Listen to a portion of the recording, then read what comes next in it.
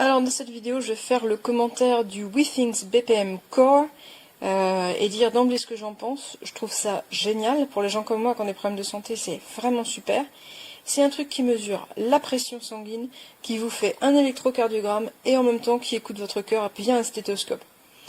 Et j'ai montré sur les photos les trois morceaux différents. Donc là, je vais montrer comment ça fonctionne. Je vais laisser tomber la boîte. Alors, ça charge par prise USB simple.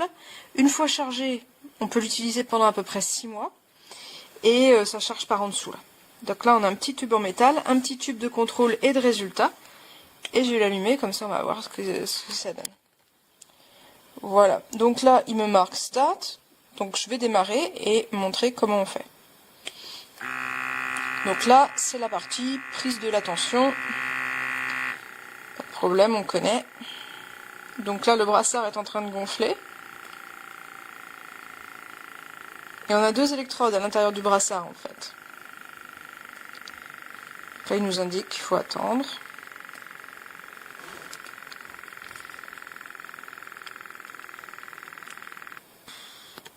Voilà. Ici, maintenant, on va passer à la partie électrocardiogramme. Et il y a un truc qui va pas marcher parce que je suis en train de parler, mais je tiens cette partie-là. Voilà, je sais pas si on voit les petites pulsations qui passent. Donc là, ce sont les battements de mon cœur. Et on a une ligne blanche en dessous qui nous indique l'évolution du truc. Et le stéthoscope est en train d'enregistrer, sauf que comme je parle, il n'y aura aucun enregistrement recevable. Voilà.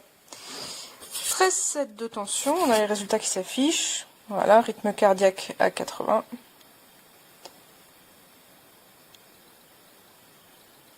Et le CG est normal, l'électrocardiogramme. Après, voilà, je peux l'enregistrer sur moi. En fait, je vais glisser sur les utilisateurs et l'enregistrer pour mon résultat. Voilà. Et on va voir maintenant ce que ça donne sur l'application.